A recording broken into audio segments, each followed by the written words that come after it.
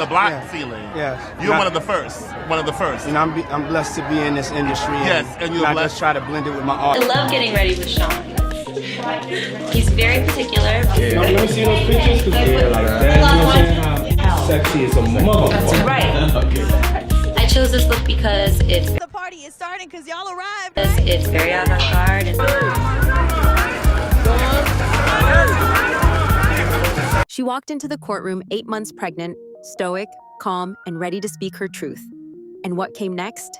Shocking, heartbreaking, and, for many, completely unforgettable. Cassie Ventura, the woman at the center of the legal firestorm surrounding Sean Diddy Combs, has finally taken the stand. And what she revealed wasn't just disturbing, it was devastating. From drug-fueled orgies and twisted power games to contracts that felt more like cages, Cassie is exposing a side of Diddy the public was never meant to see. But the real question is, will any of this be enough to put him behind bars? Let's break down 10 jaw-dropping revelations from Cassie's Day 2 testimony and what they really mean for Diddy's future. 8.5 months pregnant, Cassie Ventura stood before a courtroom filled with press, attorneys, and spectators. Yet she looked unfazed. Her presence was calm, her voice quiet but steady. Observers said she carried herself with dignity, even as her unborn child kicked during testimony. But what really caught attention? Sean Diddy Combs. The moment she entered, he visibly tensed. Sources say it was the first time they'd made eye contact since the funeral of Kim Porter. But Cassie didn't meet his gaze. She stared forward, cold and unmoved, while Diddy adjusted his clothes, glanced nervously at his son, and lost his trademark smirk. In that moment, the power dynamic had shifted, and Diddy knew it. It didn't start with violence, it started with charm. Cassie described how her relationship with Sean Combs began not in darkness, but in awe. She was 19 when they first met, young, starstruck, and eager to prove herself in the music industry. He was 37, one of the most powerful men in entertainment, and she was under contract with his label. The power imbalance was already impossible to ignore. At her 21st birthday, in a luxurious hotel suite, Diddy kissed her for the first time. It happened in a bathroom, private, secret, and confusing. She didn't see it coming. And from that moment, the boundary between professional and personal was erased. Shortly after, they flew to Miami together. It was there, Cassie said, that their physical relationship began, along with her first experience using substances, also at his direction. It was the beginning of a cycle. Drugs, control, and silence. At first, she thought it was love.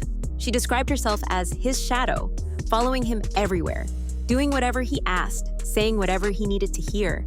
And in return, she got breadcrumbs of attention, just enough to keep her chasing his approval. But this wasn't love. This was grooming.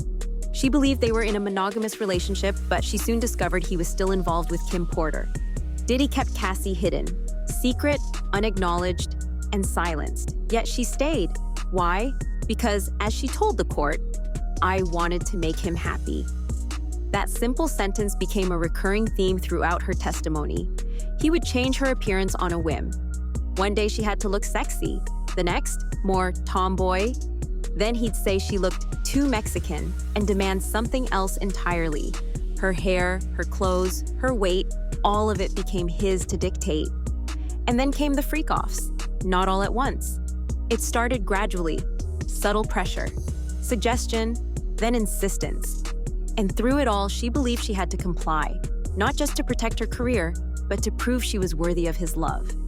Cassie said she felt like a puppet, beautiful, obedient, and perfectly positioned in his world. But inside, she was crumbling. And the moment she questioned anything, he reminded her who was in control, financially, emotionally, even legally. After all, she'd signed a 10-album contract with him before releasing even one. To the outside world, she was a rising star. To him, she was a possession. And to herself, she was becoming a stranger. But things were only just beginning to unravel. Cassie described how Freakoffs, what Diddy called his marathon sex parties, consumed her life. These weren't occasional encounters. They were ritualistic events that stretched for days, involving multiple people, substances, and disturbingly specific expectations. She testified that Diddy demanded she wear sky-high heels and white nail polish, keep her body glistening with heated baby oil, and remain perfectly polished at all times. The Freakoffs would last up to 4 days straight, leaving her physically and emotionally depleted. Cassie's music career was effectively frozen. There was no time to do anything else, she said. No time but to prepare, perform, and recover. It wasn't intimacy, it was labor. When prosecutors asked why she went along with the Freakoffs, why she stayed for so long, why she didn't just walk away, Cassie didn't flinch. Her answer came slowly, softly, but with a raw honesty that stopped the courtroom cold. "It was the only time I felt close to him," she said. "When we were intimate, I felt like he actually saw me." Those words didn't just explain her trauma, they exposed the emotional manipulation at the heart of it. Cassie went on to describe a deeply toxic attachment, one forged not just through fear and control, but through moments of tenderness that kept her believing there was still hope. To the world, Diddy was a powerful mogul. To Cassie, he was the man who had once held her hand, and then used that same hand to hit her. The man who whispered sweet things behind closed doors, and then turned cold the moment she resisted. She said that when they were she didn't feel judged.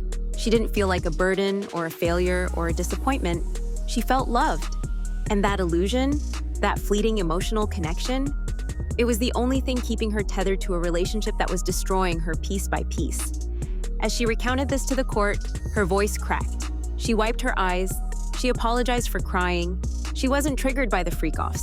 She wasn't even visibly shaken when describing the drugs or abuse.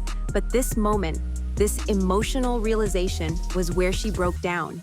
Because despite everything, despite the years of being objectified, surveilled, and silenced, she still wanted to believe he could have loved her. And that's what made it unbearable. "I wanted him to see me as more than just the girl who did Freakoffs," she said through tears. But he never did. She said sex was her one shot at connection, her one shot at intimacy. So she kept saying yes, even when she wanted to scream no, because the pain of rejection, of feeling invisible, was more terrifying than anything else. That's the kind of trauma that doesn't show up in bruises. It doesn't get caught on camera, but it leaves scars just the same. And for the first time in the trial, the jury saw Cassie not just as a witness, but as a woman grieving the love she thought she had. But even that grief wasn't enough to prepare them for what she'd reveal next. Cassie testified that Diddy would punish her emotionally and financially anytime she pushed back. He controlled her housing, often walking in unannounced with his own key.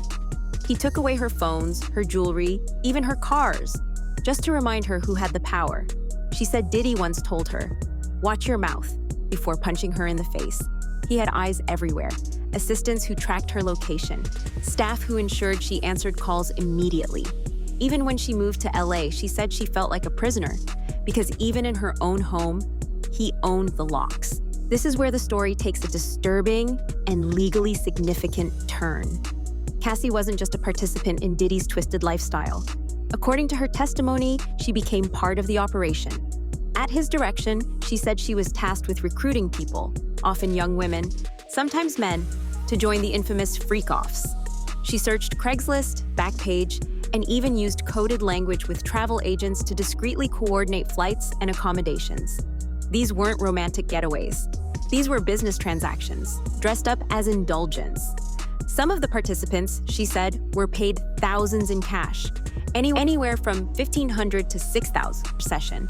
Cassie herself sometimes handed them the money, or it would come directly from Diddy's stash. It sounded like sex work.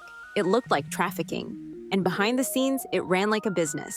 That's where the term RICO, the Racketeer Influenced and Corrupt Organizations Act, comes into play. Because what Cassie described wasn't a one-off incident, it was a pattern, a system, with recruitment, transportation, coordination, and payment. A full-fledged network involving assistants, agents, handlers, and likely, according to her, dozens of victims. She testified that some of the travel was arranged by Diddy's own staff. Others were booked under aliases. Hers was Jackie Star. Diddy allegedly used the alias Frank White, a nickname originally used by Notorious B.I.G., a detail that stunned even courtroom insiders. But here's what really stood out. Cassie admitted she began questioning the legality of what she was doing. She asked herself, is this even legal? But before she could say more in court, the prosecution's line of questioning was abruptly cut short by an objection, and the judge struck the comment. Still, the implication lingered. Cassie wasn't just a woman in love with a powerful man. She was groomed, manipulated, and ultimately weaponized to serve his system. And in that system, love had nothing to do with it. This wasn't just about personal abuse. The prosecution, whether they said it outright or not, was beginning to suggest something far more dangerous. That Sean Combs wasn't just an abuser, but the kingpin of a criminal operation. And if the evidence continues to stack up, this could be the key that brings down an empire. But the jury hasn't seen everything yet. Cassie said she couldn't make it through these events without numbing herself. Every freak-off, she said, involved drugs, mushrooms, ecstasy, and alcohol, all provided by Diddy or his staff. At times, she vomited mid-act but was forced to keep going. She wasn't just enduring it, she was escaping it. She said she used the substances to become emotionless, so she could disassociate from the pain and humiliation. It was the only way she could survive, and Diddy knew this. According to her testimony, he demanded it. Cassie revealed that Diddy demanded her nails always be painted white. Why? Because it reminded him of his mother's hands. He also had a fixation with shine, requiring baby oil to be heated to the perfect temperature before being applied. The rooms had to be hot, the participants oiled, and their bodies always glistening. He allegedly mocked Cassie if her polish chipped. Even stranger, Diddy's lead defense attorney was spotted in court wearing white French tip nails, the exact style Cassie testified he demanded. Coincidence? Or a subtle message? Cassie said many of the freak-offs were recorded, either by handheld camera or smartphone. She begged Diddy to delete the footage. He also used FaceTime to watch her from a separate room. He didn't need to be physically present to control the situation. In one of the most shocking revelations, she described how Diddy instructed male participants to climax and then rub the result on his nipples, what viewers now call nubgate. Yes, it's grotesque. Yes, it's humiliating. But is it a crime? That's the question the jury and the public are now grappling with. All the baby oil, the nail polish, the drugs, the freak-offs, they were horrifying. But what finally broke Cassie was something much deeper. She said she agreed to everything, even the things that made her feel ashamed, just to be loved. She didn't want Diddy to feel judged. She didn't want to disappoint him. And when they were intimate, she said it was the only time she felt connected to him. As she cried on the stand, she said, "I didn't want him to think I saw him as disgusting, even though what we were doing made me feel like I was good for nothing else and had nothing else to give." The courtroom sat in stunned silence. This wasn't just a victim recounting events. It was a woman grieving the version of herself she lost to a man who never intended to let her be free. So the big question now, will this testimony be enough? The prosecution is building a case of power, control, and criminal coordination, but they're also racing against a defense that's claiming this was just a twisted relationship, not a crime. But as Cassie's words echoed through the courtroom, it was clear, even if the jury doesn't convict, the world is finally listening. If you want to stay updated on the trial, hit that like, subscribe, and tap the notification bell so you never miss a detail. Because what's coming next could change everything.